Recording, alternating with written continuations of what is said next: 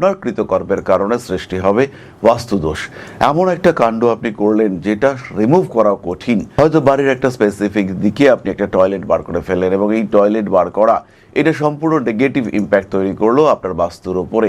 এরকম হতে পারে। তাই বাড়ির কোনো রকম রিকনস্ট্রাকশন করতে চাইলে সেটা অবশ্যই জাজ করতে হবে, সেটা দেখতে হবে যেন এই রিকনস্ট্রাকশন এটা আপনার বাড়ির জন্য পজিটিভ হয়। বাড়ি পরিবর্তন করবার আগে, নতুন বাড়ি কিনবার আগে, নতুন ভূমি ক্রয় করবার আগে বাড়ির বাস্তু চেক করুন। বাস্তুর ক্ষেত্রে ভুল হওয়ার সম্ভাবনা মারাত্মকভাবে রয়েছে।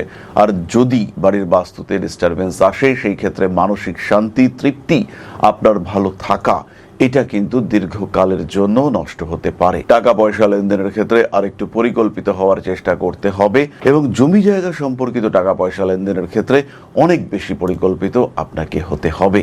মানসিক দিক থেকে অল্প বিস্তর চাপ আসতে পারে। যারা পড়াশোনার মধ্যে রয়েছে তাদের কনসেন্ট্রেশনে কিছুটা ডিস্টারবেন্সেস আসতে পারে। এর মধ্যে আবার লুকিয়ে রয়েছে বেশ কিছু পজিটিভিটি। এই সময় মনের মধ্যে একটা অদ্ভুত অতৃপ্তি কাজ করবে। কিছু একটা বড় করব, কিছু একটা করেই ছাড়বো, একটা অদ্ভুত জেদ সেটা কাজ করতে দেখতে পাওয়া যাবে। যেখানে পিছিয়ে পড়েছিলেন বৃশ্চিক রাশি, বৃশ্চিক লগ্নের মানুষরা, তাদের কিন্তু এবার ফিরে আসার একটা প্রচেষ্টা দেখতে পাওয়া যাবে।